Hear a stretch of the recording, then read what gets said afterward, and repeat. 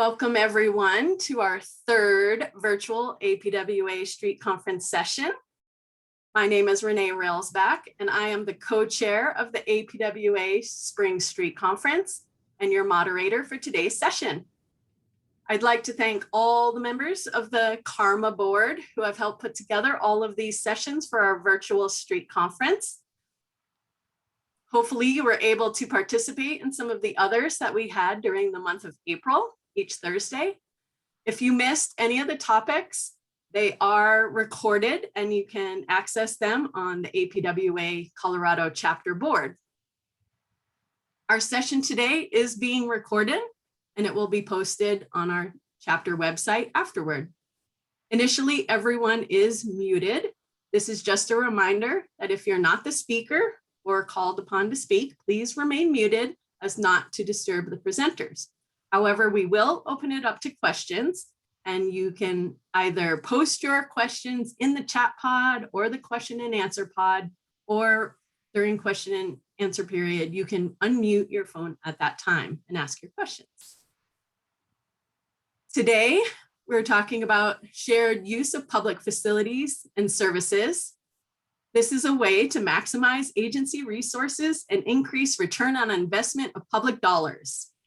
Interagency cooperation helps to defray the costs of operations and maintenance and to deliver better, more cost-effective services to the community through creative planning, funding, and management partnerships.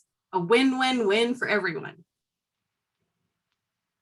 We have two speakers on our panel today. After all speakers have discussed highlights of their programs, we will open it up to your questions. Don't forget, you can post questions in the pods at any time. First today, we have Jay Valentine. He's been with the city of Grand Junction for the past 21 years with positions mostly in finance and internal services. He has spent the last 3 years as the Director of General Services, overseeing operations that include procurement, fleet, facilities, solid waste, recycling, parking, golf, and special projects. Jay has a degree in finance from the University of Northern Colorado and master's degree in public administration from the University of Colorado at Denver. Go see you. Jay, take it away. All right, hey, thanks. Yeah, you mentioned everything that's under general services. You come to realize if it doesn't fit in one little niche, you put it in general services. That's kind of what we say here. So golf and solid waste all go together. Are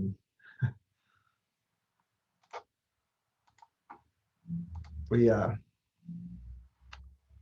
able to see my screen? You can see it? Yes, we can.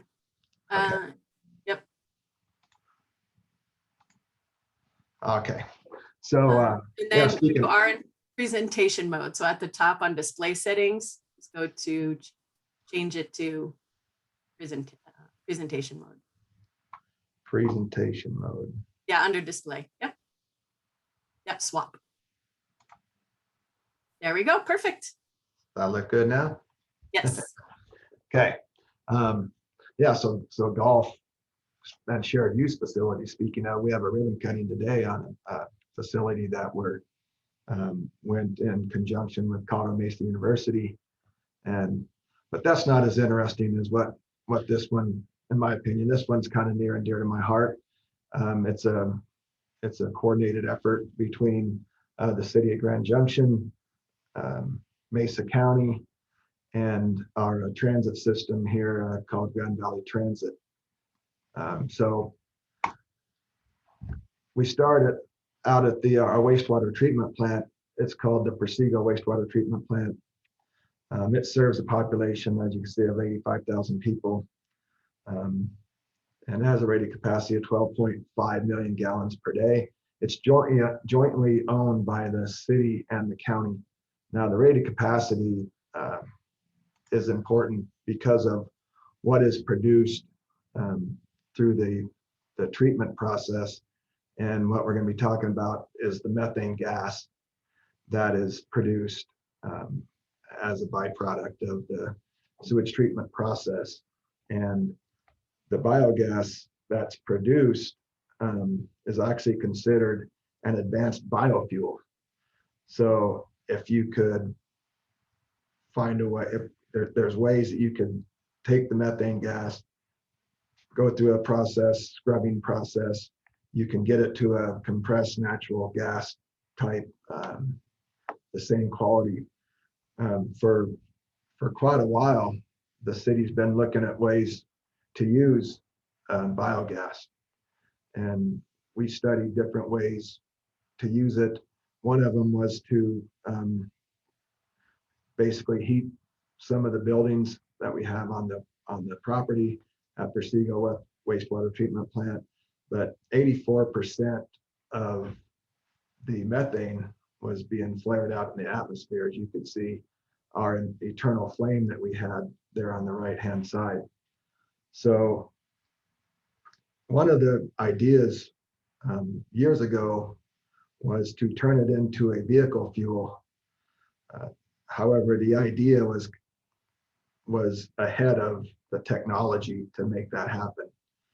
So in the realm of what to do with biofuel or what to do with the methane gas, heating the building was kind of the most affordable and the most achievable.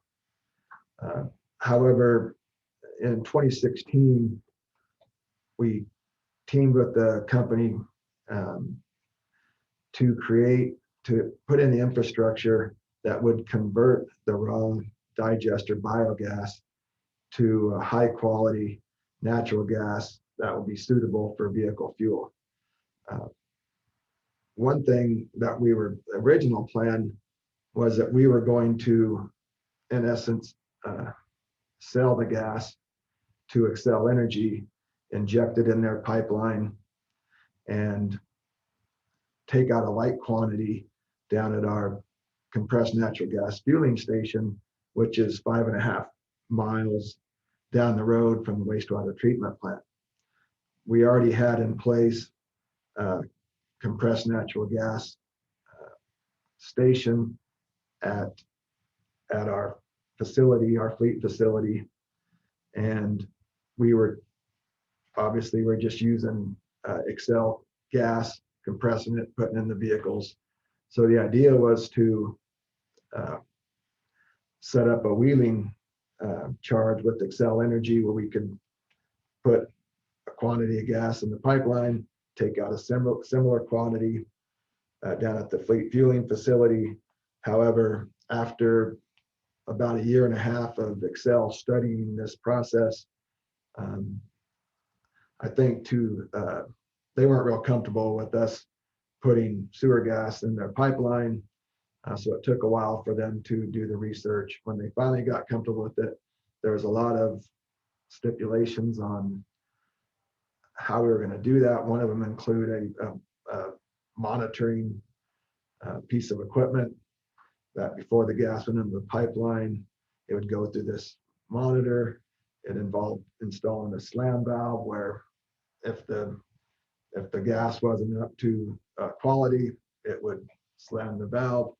And also the wheeling charges, you constantly had to monitor, because if you put too much gas into their system or took too much out from what you said you're going to do, there was either a 35% fee or 25% based on which side of that you were on.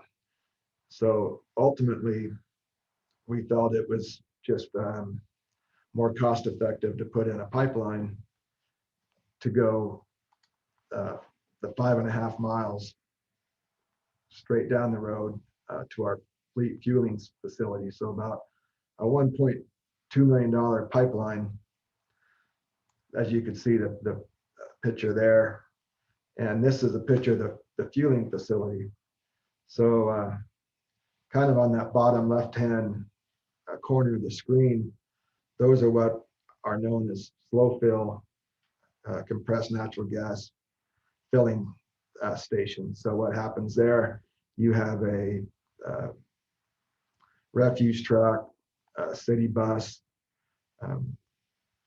what have you, run around all day. They come in, plug that in, and over the course of the evening, it slowly fills the the tank on the CNG truck.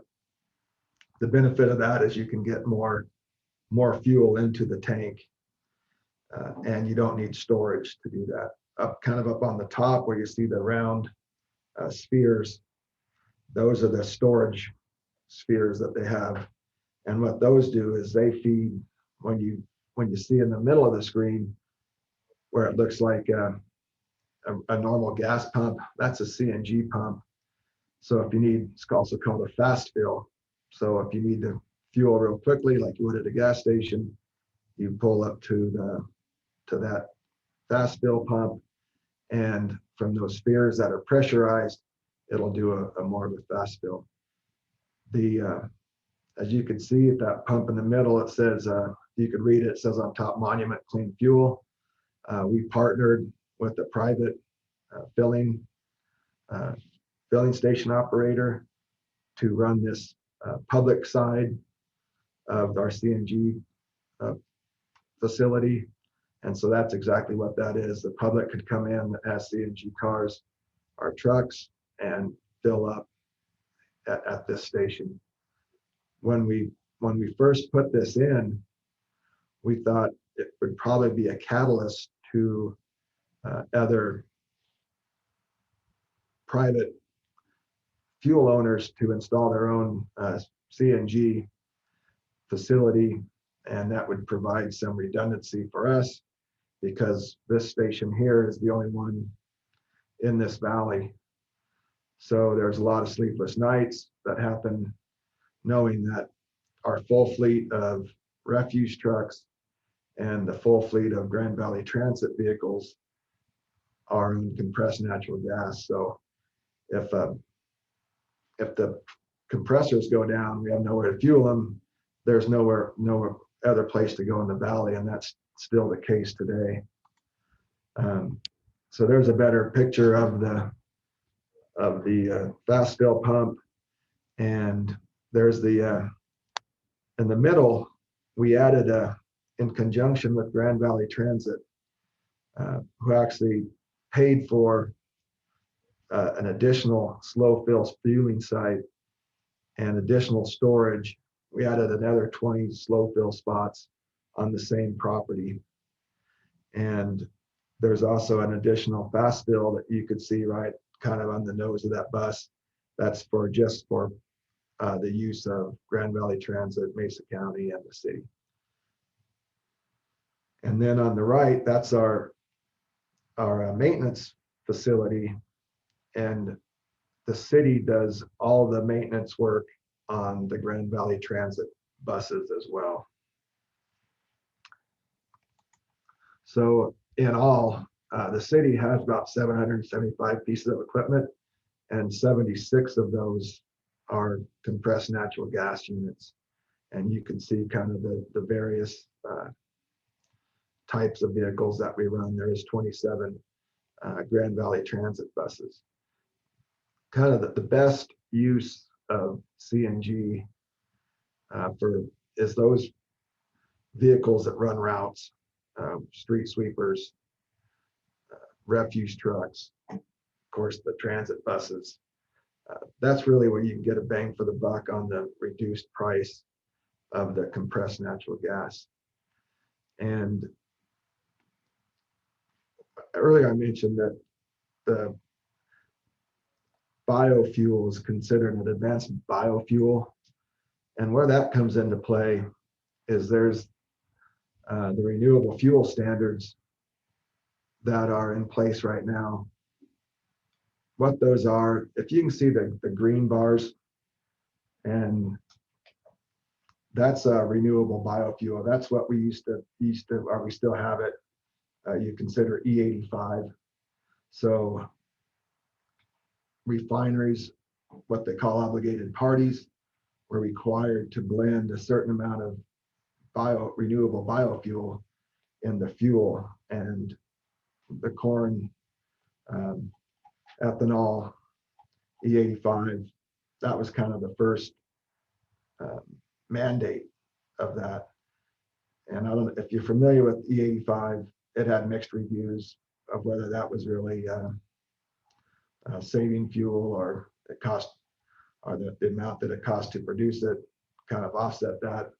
So the EPA, you can see in blue, they started requiring, they capped how much E85 that obligated parties could produce, and they became added mandates on what they call D3 and D5 RINs, and a RIN stands for Renewable Identification Number.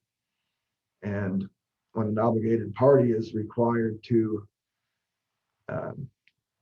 blend a D3 or a D5, they have to look to someone like Persigo that actually uses advanced biofuel as a vehicle fuel.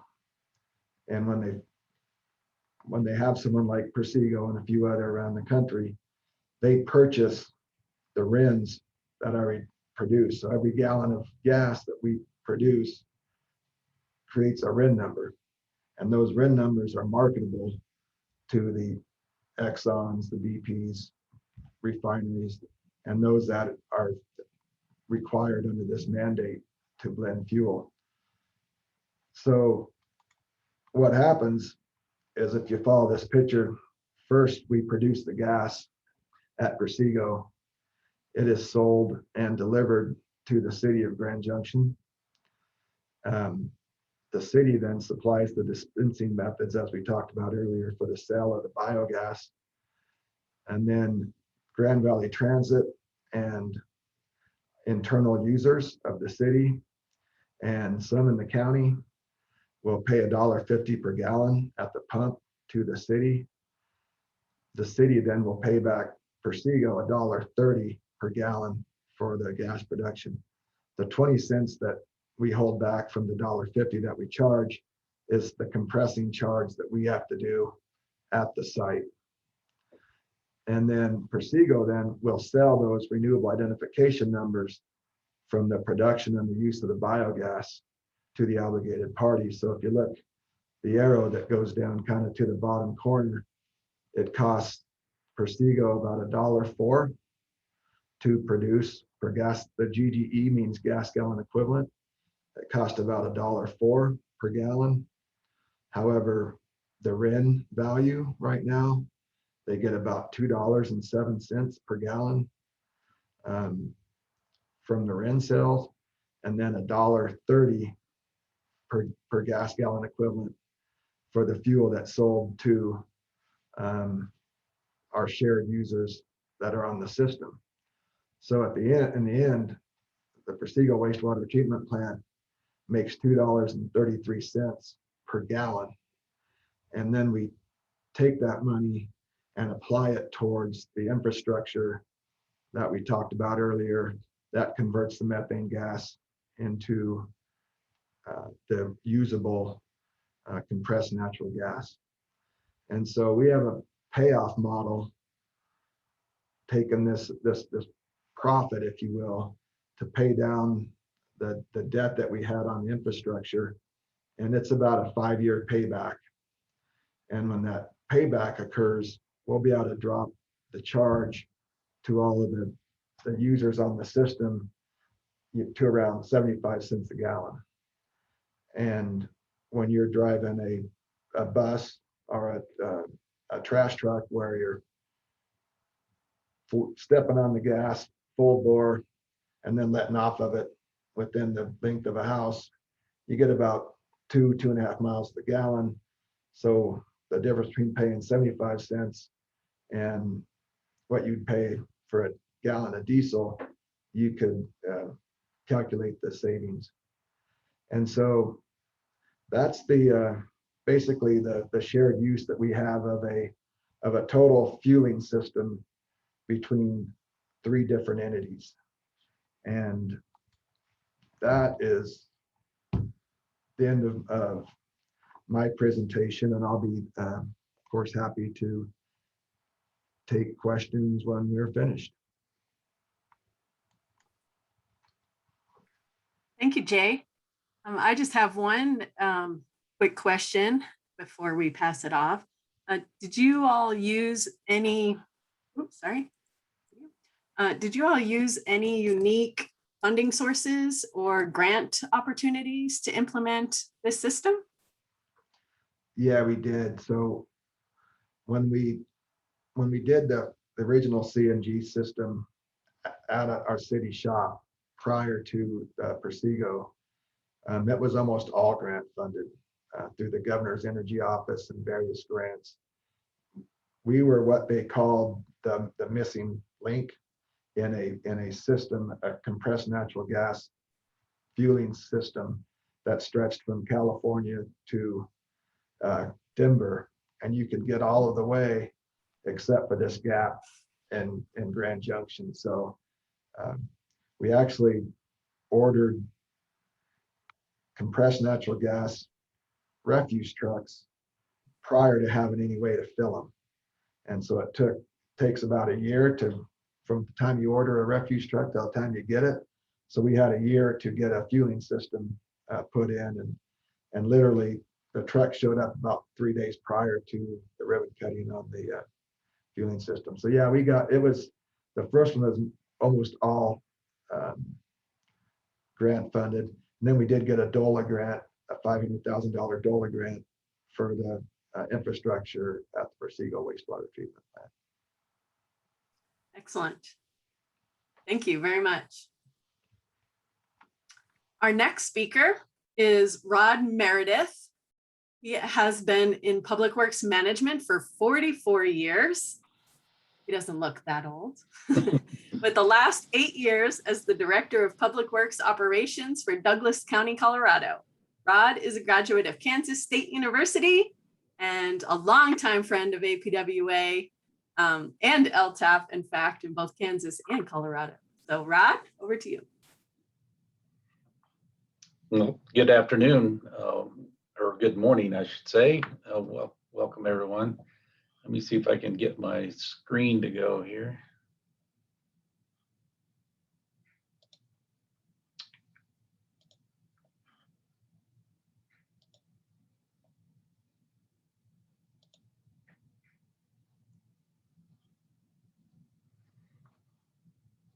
Is that working?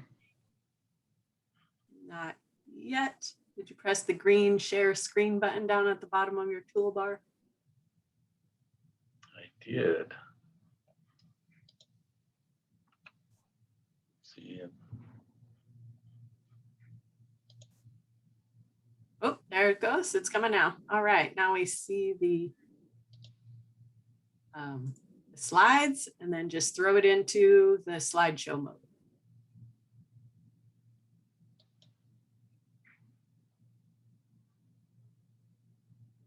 Is it working there? Yes, perfect. All Good right. to go.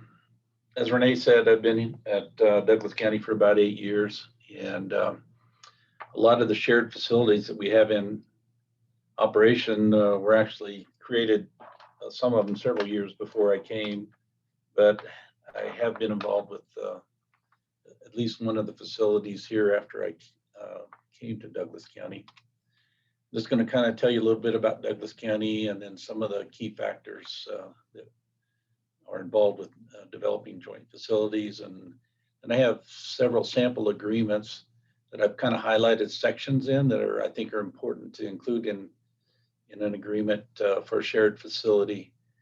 And then just some pictures of the facilities. Douglas County is about 379,000 in population. It's grown 90,000 in the last 10 years. We had 3,700 housing completions last year, but it was 4,000 the 2 years before, and it's going to be over 4,000 in 2021, I believe. 2,500 lane miles, 1,900 paved miles, and about 600 gravel road miles, and we add about 25 miles of road per year.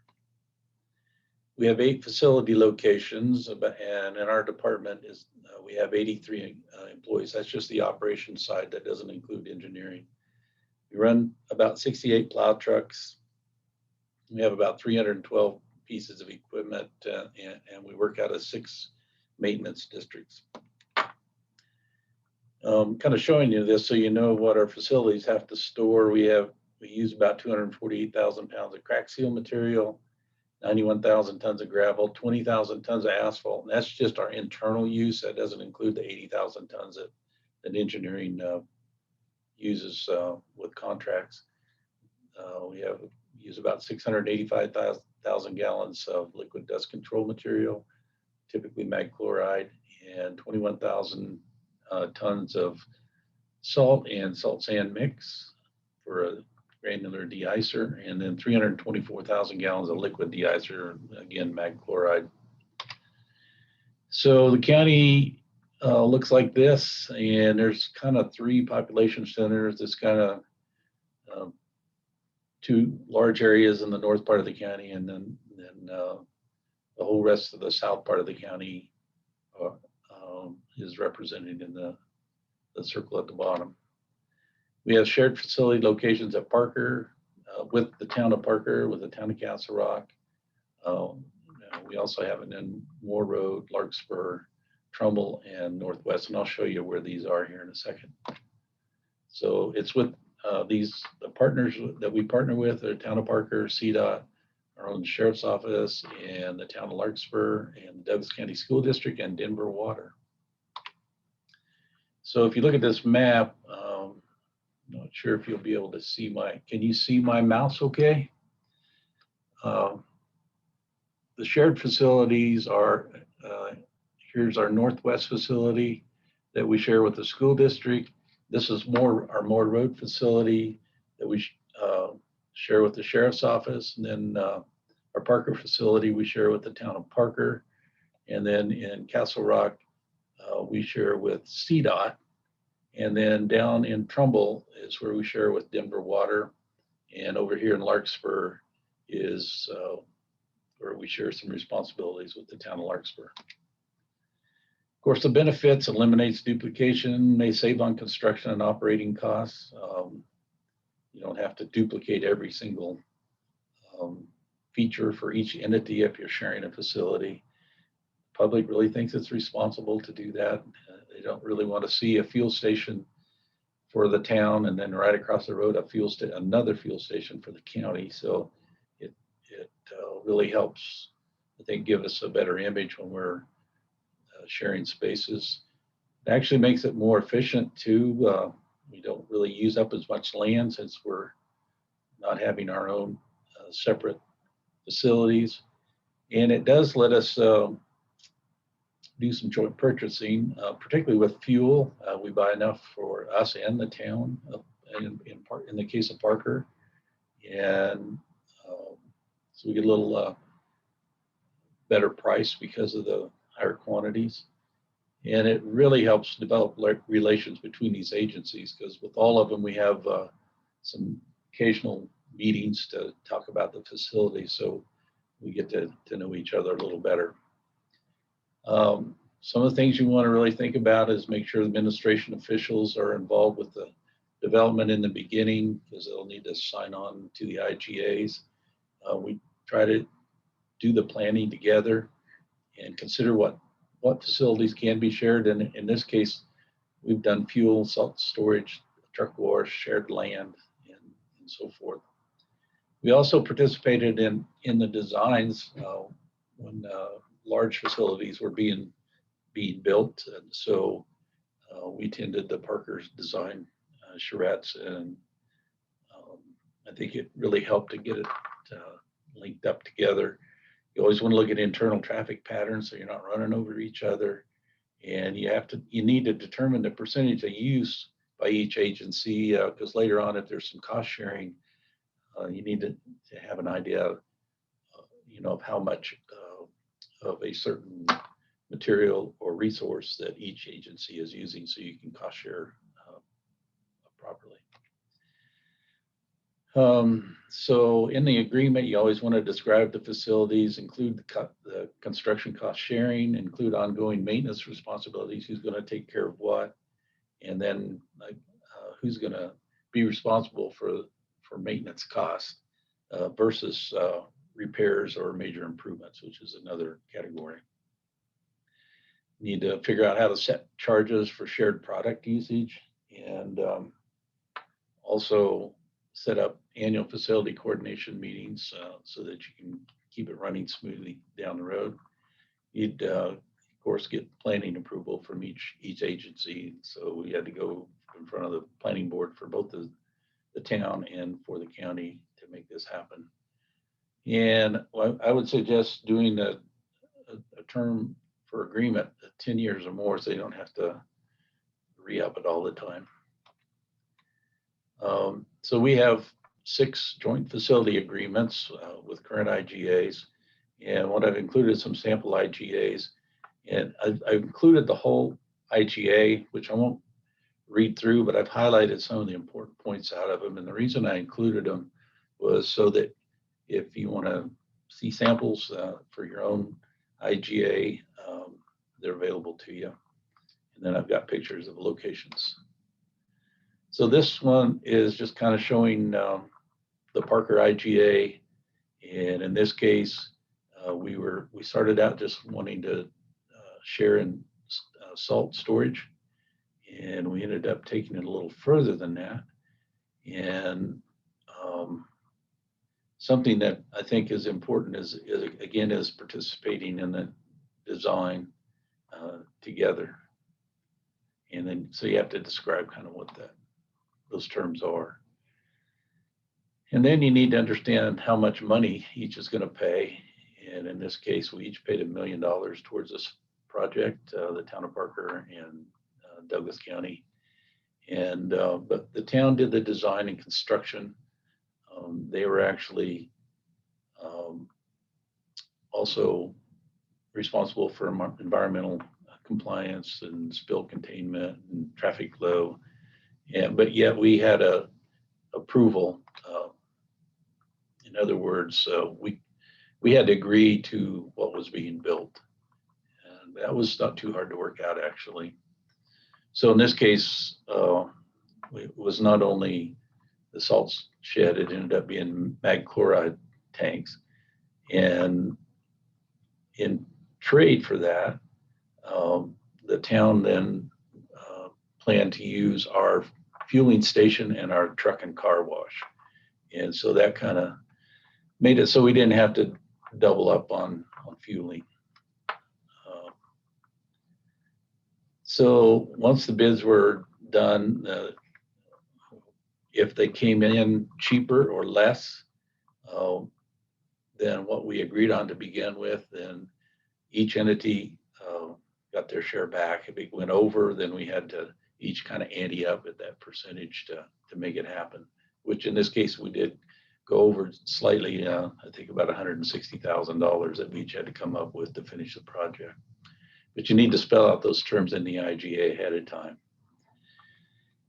Then the operation and management control, basically the town manages this facility and does the maintenance on the building, but we all kind of share in the yard maintenance, and we just kind of spelled that out. And we also spelled out who was going to be in charge of covering the cost of utilities, which in this case was just a little bit of electricity to run the pumps and lighting.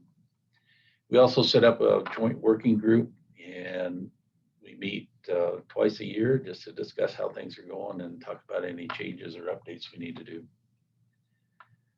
And then you need to kind of figure out purchasing procedures, and you always want to have something in there to talk about liability. I'm going to kind of skip on down through here. Here's a picture of the town of Parker's facility. Here's the county facility. This is the fueling station and the truck wash, and then these are our maintenance buildings. And there's a salt shed, one of the salt sheds. And here's another picture. It shows the 2 salt sheds. We ended up putting them side by side and sharing the tanks. It was just easier to manage the inventory. And but you can see how it's easy for them to come over to fuel and use our truck and car wash because we're right next to each other. That's the salt sheds. They're they're both 80 by 100, and they hold about 8,000 tons each. And these are the mag tanks. That's the fueling station and the car wash. That's the inside of our truck storage. This is a IGA with CDOT, and basically they have a salt shed, and we let them use our truck and car wash. So we kind of traded the responsibility then, and shared each of those facilities. Now this is the salt shed, and this is CDOT's maintenance buildings. And down here is our truck and car wash. This is just another picture. There's the truck and car wash. This is CDOT. This is Douglas County. So we're again close and on the same part. We actually sold the property to CDOT for them to put that facility there. This is just a close-up of the salt shed and a little more of a close-up of the vehicle, or the vehicle wash. More roads, internal facility with the sheriff's office, and it's on land of about 250 acres that we purchased for right-of-way extension for a road project. But it also includes emergency vehicle operations center track, and future site for our public works operation crew on the west side of the county, and then a vehicle repair facility. But this is easy. It's a one-page agreement. Since it's internal, it didn't need to be near as legal, and just kind of spells out what we're going to do and trade for 10 days of use of the track. That's a picture of the track. That's our little maintenance shed we have so far, and then our material storage yard. This is future land where we plan to build more operations facilities, at least for 2 crews. This is Larkspur IGA, and it's kind of interesting because it has a unique situation where there's some land available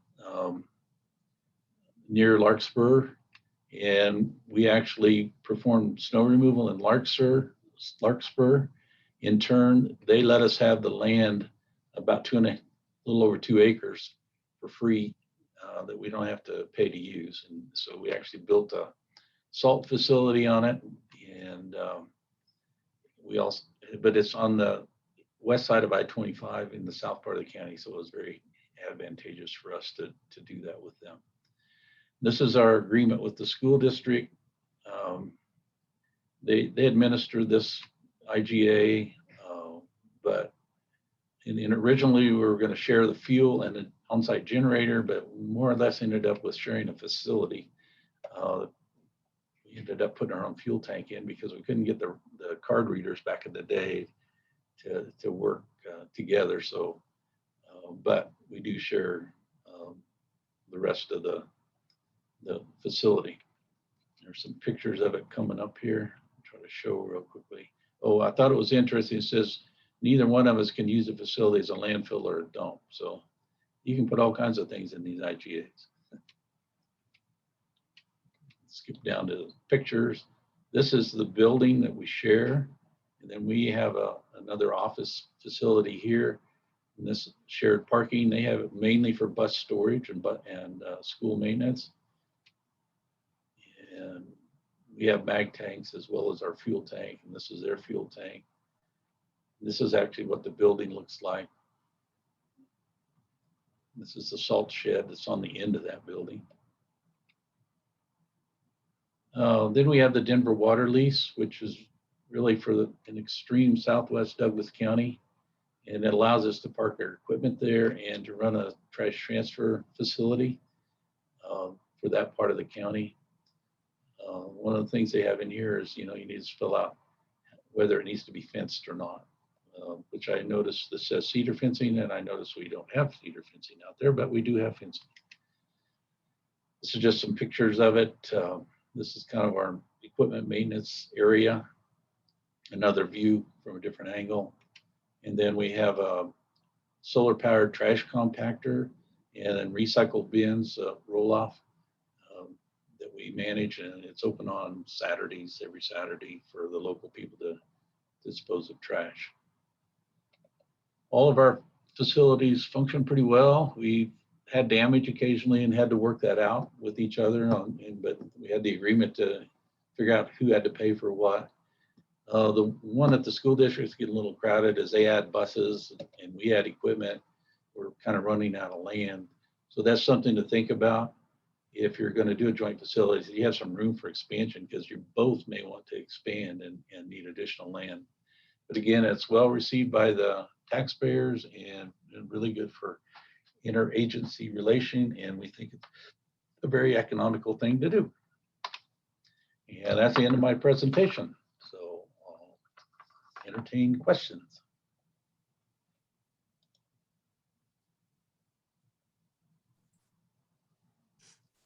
Thank you very much, Rod. I will ask you a similar question that I asked Jay, but have you taken advantage of any unique or different kind of funding sources to implement any of these facilities? You have such a wide variety of partners there. Are there any unique opportunities that you know of that the county took advantage of?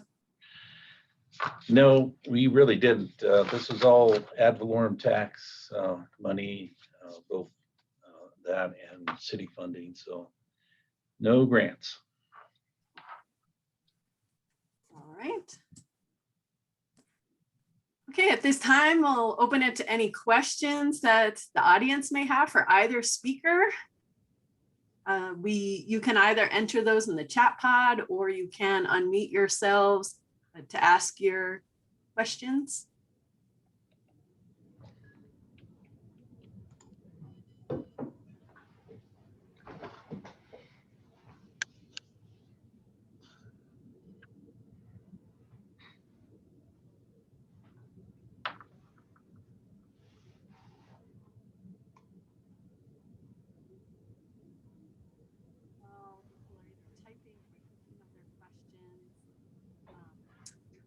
Rod, you said people could contact you if they wanted to get samples or copies of your IGA's agreements.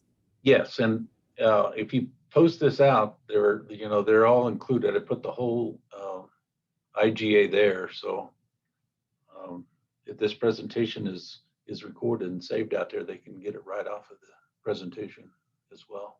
But yeah, they're welcome to contact me also. I have one question come in so far. Are there any downsides to having those agreements in place? No, I would just say that the only really difficulty we've had is with wishing we had more space. And so once you have that agreement and you go together and build that facility, you're kind of stuck there. It's kind of hard to get back out of it because you've made quite an investment. And if you didn't allow for future expansion, it's a problem. That's a very good point. As a matter of fact, the one at the Northwest facility with the school district, when we build the facility over at Moore Road that I showed next to the EBOC track, we will probably close down that facility and head northwest. Yeah, the track is one of my favorite of your projects. Yeah, that is pretty awesome.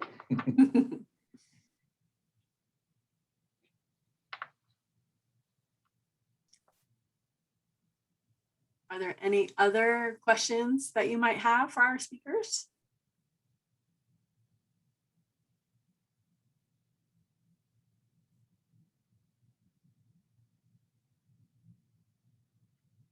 Okay.